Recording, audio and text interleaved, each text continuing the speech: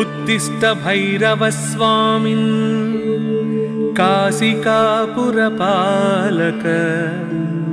श्रीविश्वनाथ भक्तानां सम्पूरय मनोरथम्।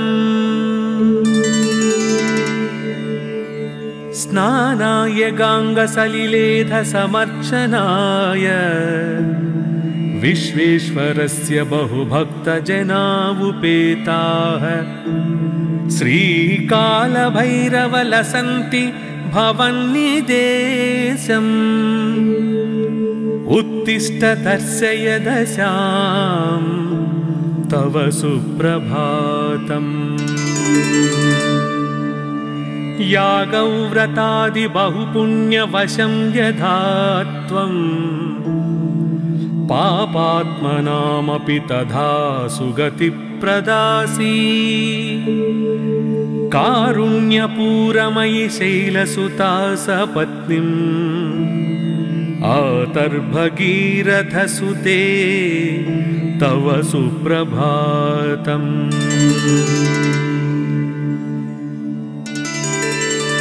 दुग्धप्रवाह कमनीय तरंगभंगी पुण्यप्रवाह परिपाधित भक्तसंगे। नित्यं तपस्वी जनसेवित पादपद्मे गंगे शरण्य शिवदे तव सुप्रभातम्। वाराणसी स्थित गजानन दुण्ठिराज सम्प्रार्थितेष्ट फलदान समर्थमूर्ते। उत्तिष्ठ विघ्न विरहाय भजामहे त्वाम्। श्री पार्वती तनय भोस्तव सुप्रभातम्।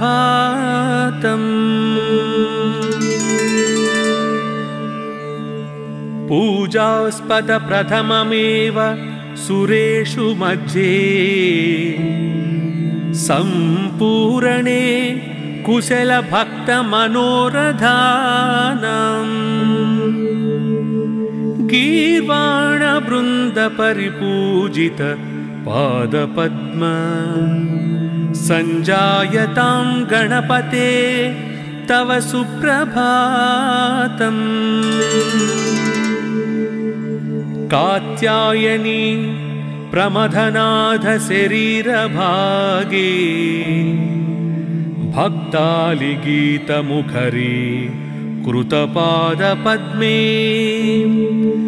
ब्रह्मादिदेव गणवंदित दिव्य शौर्ये श्री विश्वनाथ दयिते तव सुप्रभातम्। प्रातः प्रसीद विमले कमलायताक्षी कारुण्यपूर्ण हृदये नमतां शरण्ये। निर्धूत पाप निचये सुरपूजिताङ्घ्रे श्री विश्वनाथ दयिते तव सुप्रभातम्। सस्यानुकूल जलवर्षण कार्य हेतु शाकंभरीति तव मान भुवि प्रसिद्धम्। सस्यातिजातमिह सुष्यति चान्नपूर्णे। उत्तिष्ठ सर्वफलदे तव सुप्रभातम्। सर्वोत्तमं मानव जन्म लब्ध्वा हि नस्ति जीवान् भुवि मर्त्यवर्गः। तद्धारणायुषु जहीहि निद्रां देव्यन्नपूर्णे तव सुप्रभातम्। श्रीकण्ठ कण्ठ द्रुतपन्नग नीलकण्ठ सोत्कण्ठभक्तनिवहोपहितोपकण्ठ उत्तिष्ठ सर्वजनमङ्गलसाधनाय विश्वप्रजा प्रथितभद्र जहीहि निद्राम् गंगाधराद्रितनया प्रिय शान्तमूर्ति वेदांत वेद्य सकलेश्वर विश्वमूर्ति कूटस्थ नित्य निखिलागम गीत कीर्ते देवासुरार्चित विभो तव सुप्रभातम्। श्री विश्वनाथ करुणामृतपूर्ण सिंधो सीतांशुखंड समलंकृत भव्यचूड भस्मांगराग परिशोभित सर्वदेह वाराणसी पुरपते तव सुप्रभातम्। देवादिदेव त्रिपुरांतक दिव्य भाव गंगाधर प्रमथवंदित सुंदरांग नागेन्द्रहार नत भक्त भयापहार वाराणसी पुरपते तव सुप्रभातम्।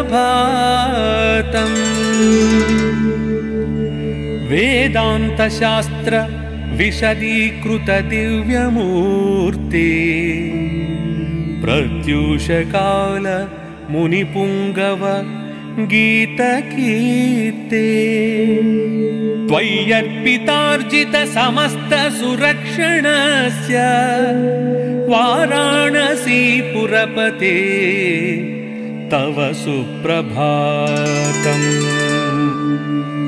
कैलासवास मुनिसेवित पादपद्मा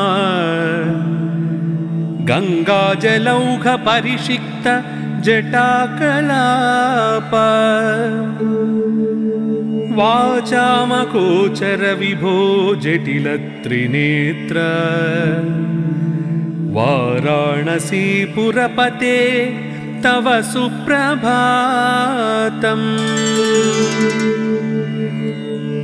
श्री पार्वती हृदय वल्लभ पंचवक्त्र श्रीनीलकंठ नृकपालकलापमाला श्री विश्वनाथ मृदु पंकज मंजुपाद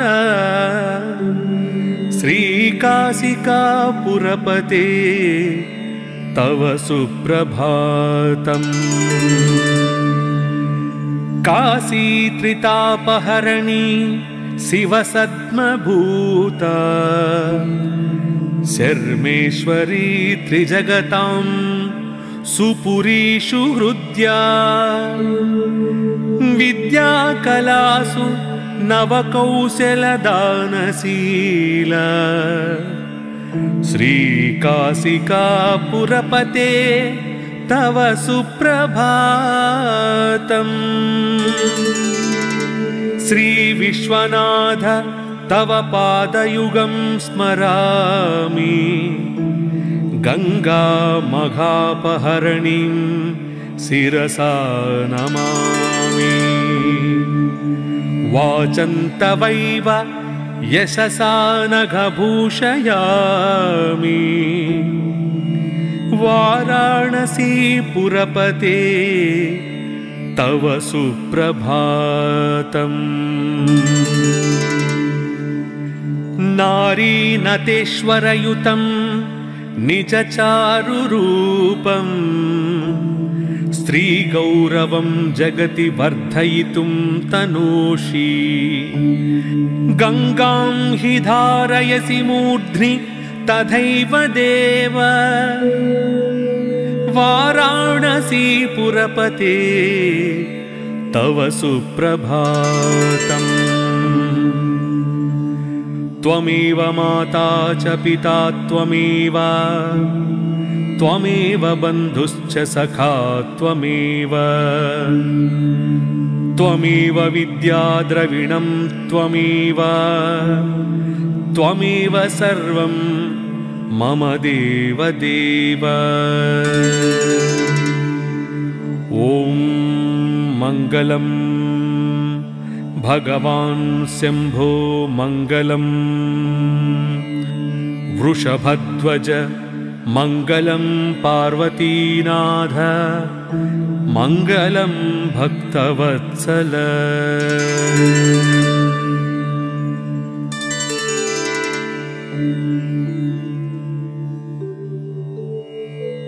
उत्तिष्ठ भैरवस्वामिन् काशिकापुरपालक श्रीविश्वनाथ भक्तानां सम्पूरय मनोरथम्। स्नानाय गाङ्गसलिलेध समर्चनाय विश्वेश्वरस्य बहुभक्तजना उपेताः श्रीकालभैरवलसन्ति भवन्निदेशम्।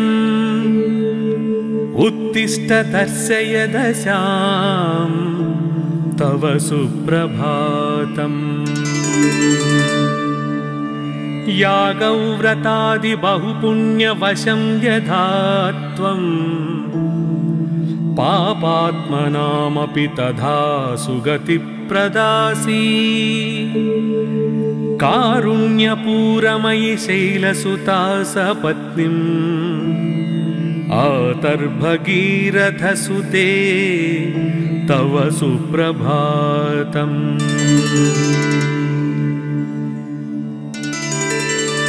दुग्धप्रवाह कमनीय तरंगभंगी पुण्यप्रवाह परिपाधित भक्त संगे नित्यं तपस्वी जन सेवित पाद पद्मे गंगे शरण्य शिवदे तव सुप्रभातम्। वाराणसी स्थित गजानन दुंठिराज संप्रार्थितेष्ट फलदान समर्थमूर्ते उत्तिष्ठ विघ्न विरहाय भजामहे त्वाम्। श्री पार्वती तनय भोस्तव सुप्रभातम्।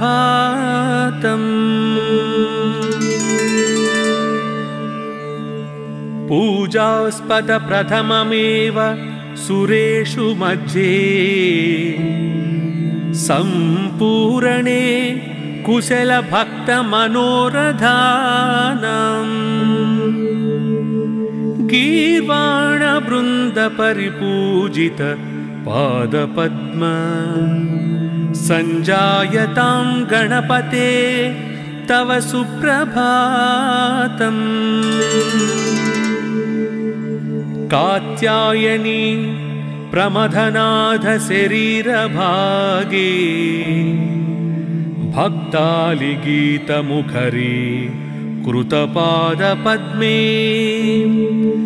ब्रह्मादिदेव गणवंदित दिव्य शौर्ये श्री विश्वनाथ दयिते तव सुप्रभातम्। प्रातः प्रसीद विमले कमलायताक्षी कारुण्यपूर्ण हृदये नमतां शरण्ये। निर्धूत पाप निचये सुरपूजिताङ्घ्रे श्री विश्वनाथ दयिते तव सुप्रभातम्। सस्यानुकूल जलवर्षण कार्य हेतु शाकंभरीति तव मान भुवि प्रसिद्धम्। सस्याति जातमिह सुष्यति चान्नपूर्णे उत्तिष्ठ सर्वफलदे तव सुप्रभातम्। सर्वोत्तमं मानवजन्म लब्ध्वा हि नस्ति जीवान् भुवि मर्त्यवर्गः। तद्धारणायुषु जहीहि निद्रां देव्यन्नपूर्णे तव सुप्रभातम्। श्रीकण्ठकण्ठद्रुतपन्नगनीलकण्ठ सोत्कण्ठभक्तनिवहोपहितोपकण्ठ उत्तिष्ठ सर्वजनमङ्गलसाधनाय विश्वप्रजाप्रथितभद्र जहीहि निद्राम्। गंगाधराद्रितनया प्रिय शान्तमूर्ति वेदांत वेद्य सकलेश्वर विश्वमूर्ति कूटस्थ नित्य निखिलागम गीत कीर्ते देवासुरार्चित विभो तव सुप्रभातम्। श्री विश्वनाथ करुणामृतपूर्ण सिंधो सीतांशुखंड समलंकृत भव्यचूड भस्मांगराग परिशोभित सर्वदेह वाराणसी पुरपते तव सुप्रभातम्। देवादिदेव त्रिपुरांतक दिव्य भाव गंगाधर प्रमथवंदित सुंदरांग नागेन्द्रहार नत भक्त भयापहार वाराणसी पुरपते तव सुप्रभातम्। वेदांत शास्त्र विशदीकृत दिव्यमूर्ति प्रत्यूष काल मुनिपुंगव गीतकीर्ते त्वय्यर्पितार्जित समस्त सुरक्षणस्य वाराणसी पुरपते तव सुप्रभातम्। कैलासवास मुनिसेवित पादपद्मा गंगाजलौघ परिषिक्त जटाकलाप वाचामगोचर विभो जटिल त्रिनेत्र वाराणसी पुरपते तव सुप्रभातम्।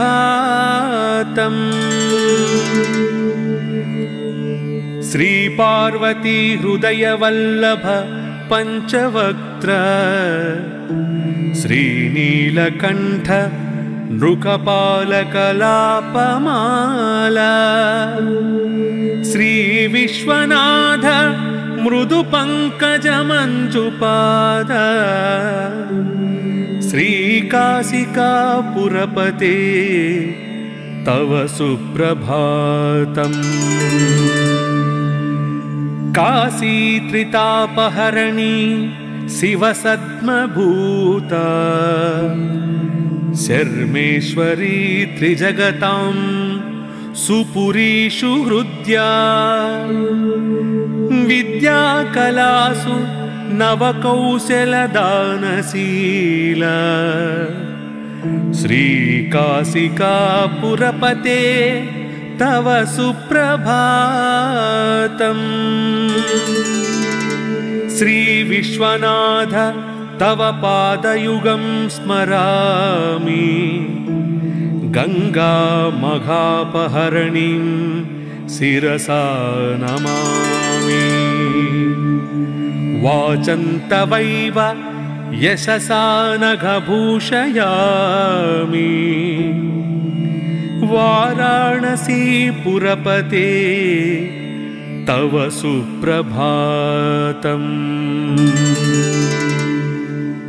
नारीनतेश्वरयुतं निजचारुरूपं स्त्रीगौरवं जगति वर्धयितुं तनोषि गंगां हि धारयसि मूर्ध्नि तथैव देव वाराणसी पुरपते तव सुप्रभातम्। त्वमेव माता च पिता त्वमेव त्वमेव बन्धुश्च सखा त्वमेव त्वमेव विद्या द्रविणं त्वमेव त्वमेव सर्वं मम देव देव। ॐ मङ्गलं भगवान् शम्भो मङ्गलं वृषभध्वज मङ्गलं पार्वतीनाथ मङ्गलं भक्तवत्सल।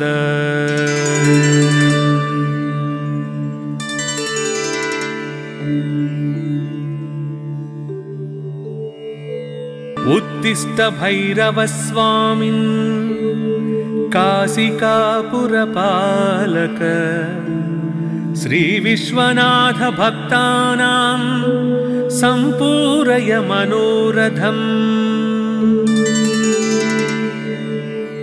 स्नानाय गाङ्गसलिलेध समर्चनाय विश्वेश्वरस्य बहुभक्तजना उपेताः श्रीकालभैरवलसन्ति भवन्निदेशम्। उत्तिष्ठ दर्शय दशां तव सुप्रभातम्। यागव्रतादि बहुपुण्यवशं यथा त्वं पापात्मनामपि तथा सुगति प्रदासी। कारुण्यपूरमयि शैलसुता सपत्नीम् आतर्भगीरथसुते तव सुप्रभातम्।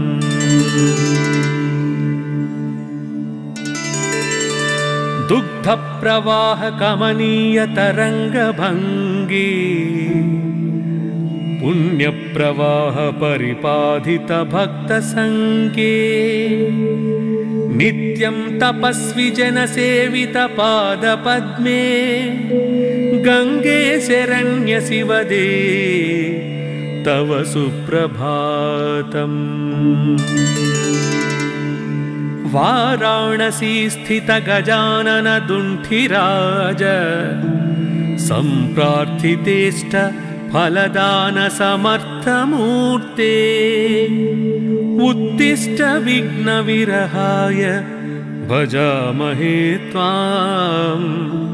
श्री पार्वती तनय भोस्तव सुप्रभातम्। पूजास्पद प्रथममेव सुरेषु मध्ये सम्पूर्णे कुशल भक्त मनोरधानम्। गीर्वाण वृंद परिपूजित पादपद्म संजायतां गणपते तव सुप्रभातम्। कात्यायनी प्रमथनाथ शरीर भागे भक्ताली गीत मुखरी कृतपाद पद्मे ब्रह्मादि देवगण वंदित दिव्य शौर्ये श्री विश्वनाथ दयिते तव सुप्रभातम्। प्रातः प्रसीद विमले कमलायताक्षी कारुण्यपूर्ण हृदये नमतां शरण्ये। निर्धूत पाप निचये सुरपूजितांघ्रे श्रीविश्वनाथ दयिते तव सुप्रभातम्। सस्यानुकूल जलवर्षण कार्यहेतो शाकम्भरीति तव मानभुवि प्रसिद्धम्। सस्यातिजातमिह शुष्यति चान्नपूर्णे उत्तिष्ठ सर्वफलदे तव सुप्रभातम्। सर्वोत्तमं मानवजन्म लब्ध्वा हि नस्ति जीवान् भुवि मर्त्यवर्गः। तद्धारणायुषु जहीहि निद्रां देव्यन्नपूर्णे तव सुप्रभातम्।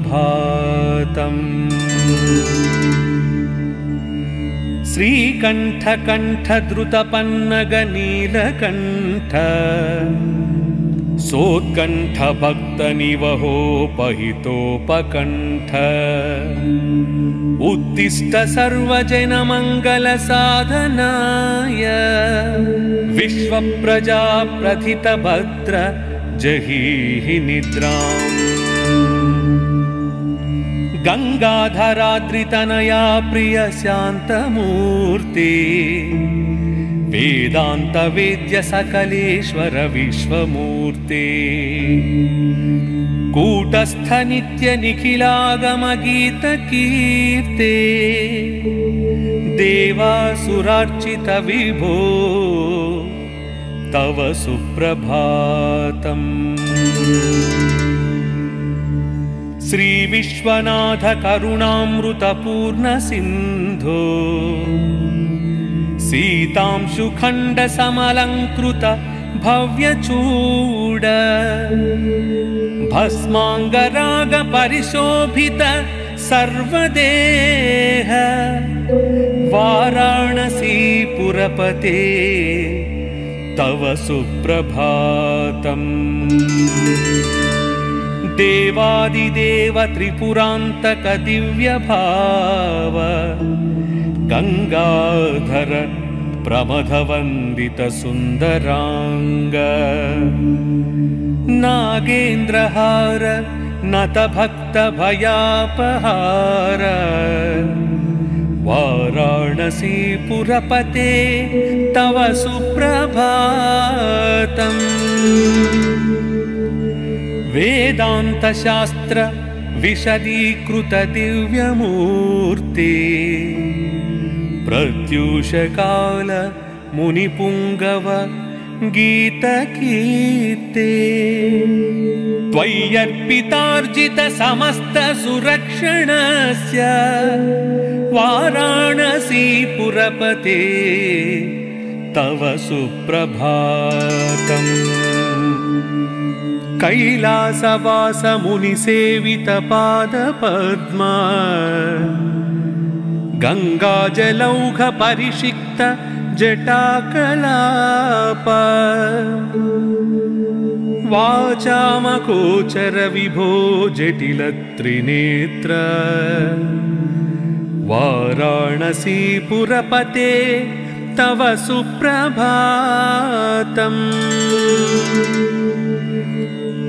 श्री पार्वती हृदय वल्लभ पंचवक्त्र श्रीनीलकंठ नृकपालकलापमाला श्री विश्वनाथ मृदु पंकज मंजुपाद श्री काशिकापुरपते तव सुप्रभातम्। काशी त्रितापहरणी शिव सद्मभूता शर्मेश्वरी त्रिजगतां सुपुरीषु हृद्या विद्याकलासु नवकौशलदानशीला श्रीकाशिकापुरपते तव सुप्रभातम्। श्रीविश्वनाथ तव पादयुगं स्मरामि गंगा मघापहरणीं शिरसा नमामि वाचन्तवैव यशसा नघभूषयामि वाराणसीपुरपते तव सुप्रभातम् नारीनतेश्वरयुतं निजचारुरूपं स्त्रीगौरवं जगति वर्धयितुं तनूषि गंगां हि धारयसि मूर्ध्नि तथैव देव वाराणसीपुरपते तव सुप्रभातम् त्वमेव माता च पिता त्वमेव त्वमेव बन्धुश्च सखा त्वमेव त्वमेव विद्या द्रविणं त्वमेव त्वमेव सर्वं मम देव देव ॐ मङ्गलं भगवान् शम्भो मङ्गलं वृषभध्वज मङ्गलं पार्वतीनाथ मङ्गलं भक्तवत्सल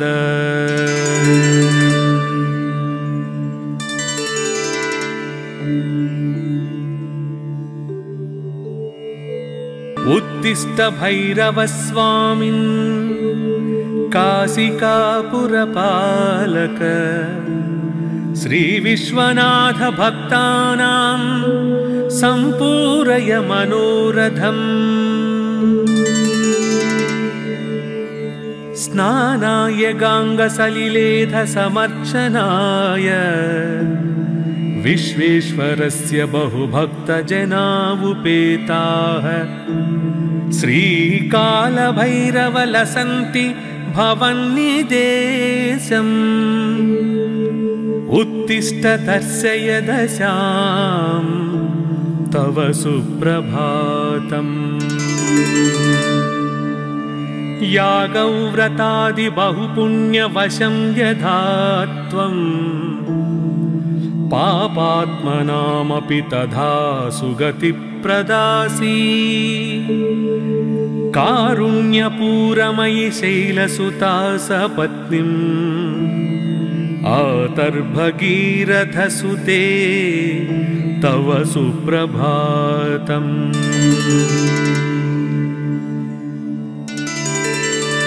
दुग्धप्रवाहकमनीयतरङ्गभङ्गी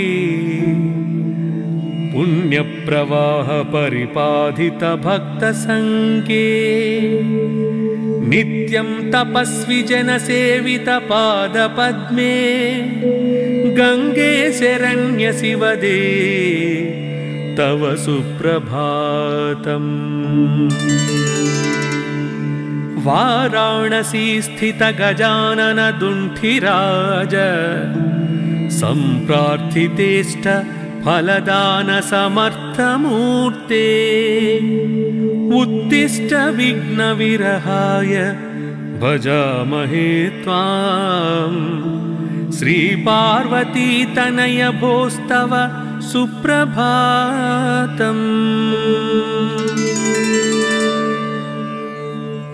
पूजास्पद प्रथममेव सुरेषु मध्ये सम्पूरणे कुशल भक्त मनोरधानम्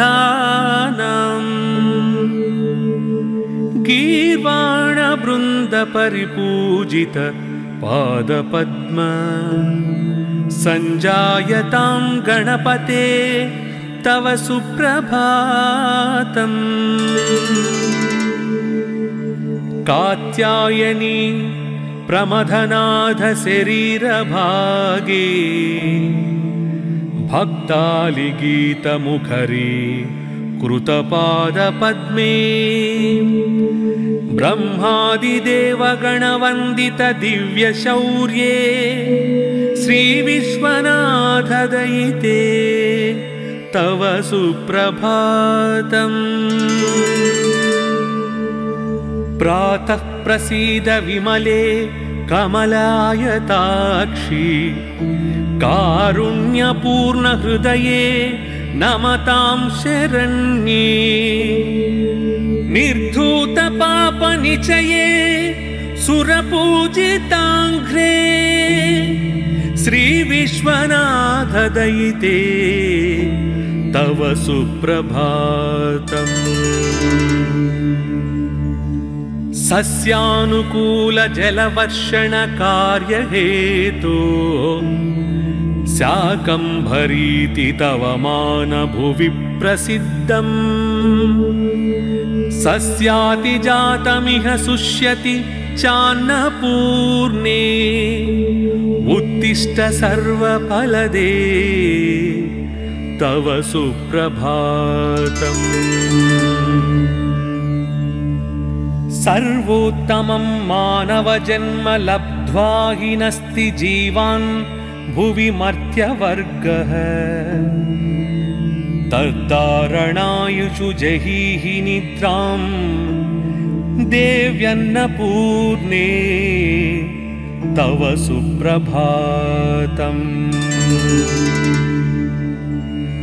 श्रीकण्ठकण्ठद्रुतपन्नगनीलकण्ठ सोत्कण्ठभक्तनिवहोपहितोपकण्ठ उत्तिष्ठ सर्वजनमङ्गलसाधनाय विश्वप्रजाप्रथितभद्र जहीहि निद्राम्। गंगाधराद्रितनया प्रिय शान्तमूर्ति वेदांत वेद्य सकलेश्वर विश्वमूर्ति कूटस्थ नित्य निखिलागम गीत कीर्ते देवासुरार्चित विभो तव सुप्रभातम्। श्री विश्वनाथ करुणामृतपूर्ण सिंधो सीतांशुखण्ड समलंकृत भव्यचूड भस्मांगराग परिशोभित सर्वदेह वाराणसी पुरपते तव सुप्रभातम्। देवादिदेव त्रिपुरान्तक दिव्य भाव गंगाधर प्रमथवन्दित सुंदरांग नागेन्द्रहार नत भक्त भयापहार वाराणसी पुरपते तव सुप्रभातम्। वेदांत शास्त्र विशदीकृत दिव्यमूर्ति प्रत्यूष काल मुनिपुंगव गीतकीर्ते त्वय्यर्पितार्जित समस्त सुरक्षणस्य वाराणसी पुरपते तव सुप्रभातम्। कैलासवास मुनिसेवित पादपद्मा गंगाजलौघ परिषिक्त जटाकलाप वाचामगोचर विभो जटिल त्रिनेत्र वाराणसी पुरपते तव सुप्रभातम्।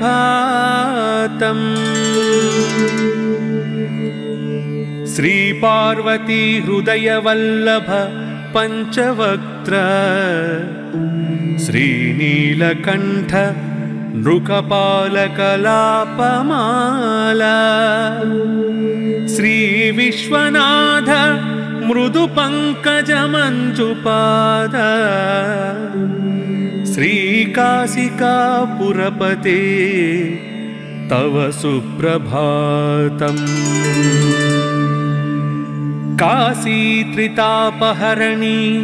शिवसद्मभूता शर्मेश्वरी त्रिजगतां सुपुरीषु हृद्या विद्याकलासु नवकौशलदानशीला श्रीकाशिकापुरपते तव सुप्रभातम्। श्रीविश्वनाथ तव पादयुगं स्मरामि गङ्गामघापहरणीं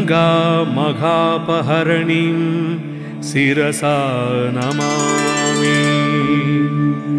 वाचन्तवैव यशसा नघभूषयामि वाराणसीपुरपते तव सुप्रभातम्।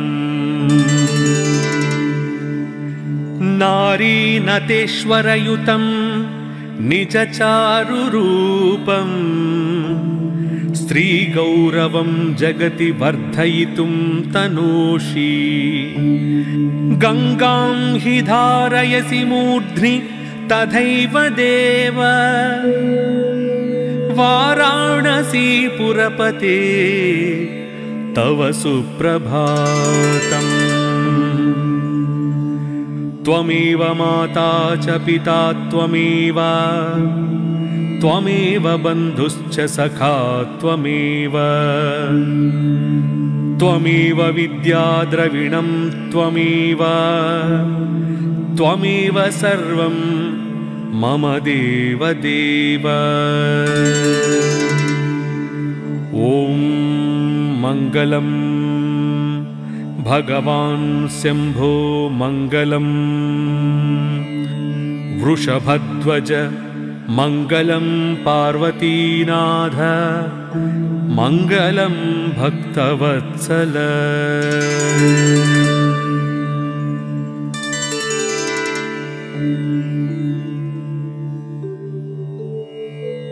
उत्तिष्ठ भैरवस्वामिन् काशिकापुरपालक श्रीविश्वनाथ भक्तानां सम्पूरय मनोरथम्।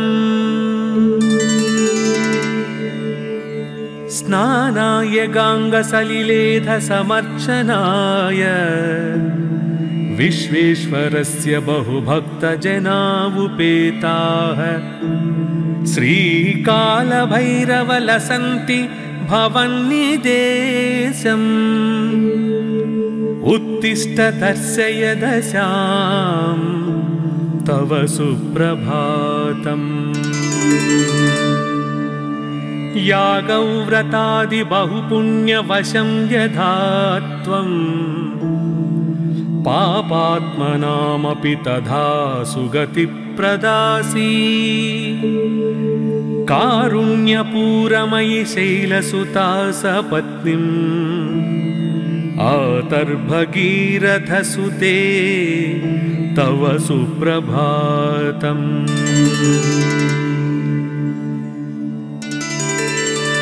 दुग्धप्रवाहकमनीयतरङ्गभङ्गी पुण्यप्रवाह परिपाधित भक्तसङ्गे नित्यं तपस्वी जनसेवित पादपद्मे गङ्गे शरण्य शिवदे तव सुप्रभातम्। वाराणसी स्थित गजानन दुण्ठिराज सम्प्रार्थितेष्ट फलदान समर्थमूर्ते उत्तिष्ठ विघ्नविरहाय भजामहे त्वां। श्रीपार्वती तनय भोस्तव सुप्रभातम्। पूजास्पद प्रथममेव सुरेषु मध्ये सम्पूरणे कुशल भक्त मनोरथानाम् गीर्वाणवृन्दपरिपूजित पादपद्म सञ्जायतां गणपते तव सुप्रभातम्। कात्यायनी प्रमथनाथ शरीरभागे भक्तालिगीतमुखरी कृतपादपद्मे ब्रह्मादिदेवगणवन्दित दिव्यशौर्ये श्रीविश्वनाथ दयिते तव सुप्रभातम्। प्रातः प्रसीद विमले कमलायताक्षी कारुण्यपूर्ण हृदये नमतां शरण्ये। निर्धूत पापनिचये सुरपूजिताङ्घ्रे श्रीविश्वनाथ दयिते तव सुप्रभातम्। सस्यानुकूल जलवर्षण कार्यहेतो शाकम्भरीति तव मानभुवि प्रसिद्धम्। सस्यातिजातमिह शुष्यति चान्नपूर्णे उत्तिष्ठ सर्वफलदे तव सुप्रभातम्। सर्वोत्तमं मानवजन्म लब्ध्वा हि नस्ति जीवान् भुवि मर्त्यवर्गः। तद्धारणायुषु जहीहि निद्रां देव्यन्नपूर्णे तव सुप्रभातम्। श्रीकण्ठकण्ठद्रुतपन्नगनीलकण्ठ सोत्कण्ठभक्तनिवहोपहितोपकण्ठ उत्तिष्ठ सर्वजनमङ्गलसाधनाय विश्वप्रजाप्रथितभद्र जहीहि निद्राम्। गंगाधराद्रितनया प्रिय शान्तमूर्ति वेदांत वेद्य सकलेश्वर विश्वमूर्ति कूटस्थ नित्य निखिलागम गीत कीर्ते देवासुरार्चित विभो तव सुप्रभातम्। श्री विश्वनाथ करुणामृतपूर्ण सिंधो सीतांशुखण्ड समलंकृत भव्यचूड भस्मांगराग परिशोभित सर्वदेह वाराणसीपुरपते तव सुप्रभातम्। देवादिदेव त्रिपुरान्तक दिव्यभाव गंगाधर प्रमथवन्दित सुन्दरांग नागेन्द्रहार नतभक्त भयापहार वाराणसीपुरपते तव सुप्रभातम्। वेदांत शास्त्र विशदीकृत दिव्यमूर्ति प्रत्यूषकाल मुनिपुंगव गीतकीर्ते त्वय्यर्पितार्जित समस्त सुरक्षणस्य वाराणसीपुरपते तव सुप्रभातम्। कैलासवास मुनिसेवित पादपद्मा गंगाजलौघ परिषिक्त जटाकलाप वाचामगोचर विभो जटिल त्रिनेत्र वाराणसीपुरपते तव सुप्रभातम्।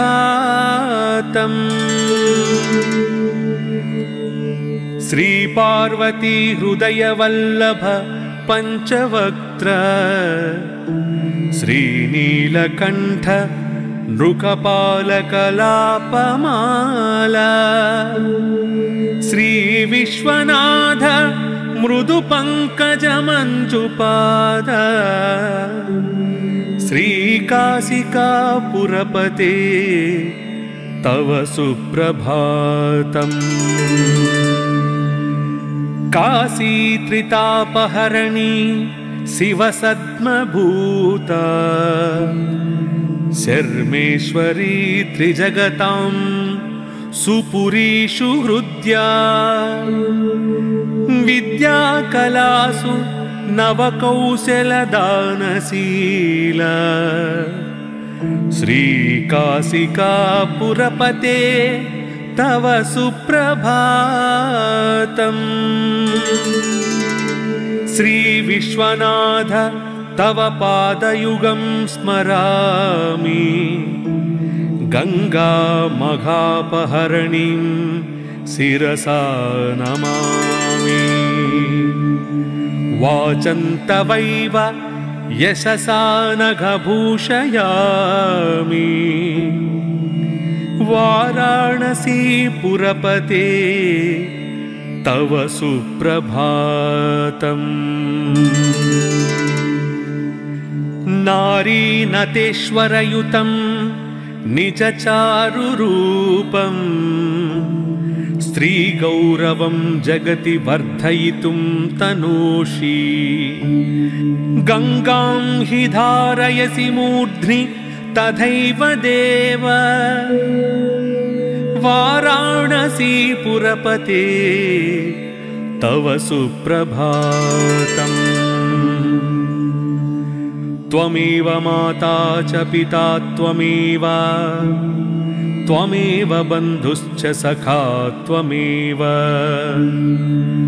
त्वमेव विद्याद्रविणं त्वमेव त्वमेव सर्वं मम देवदेव।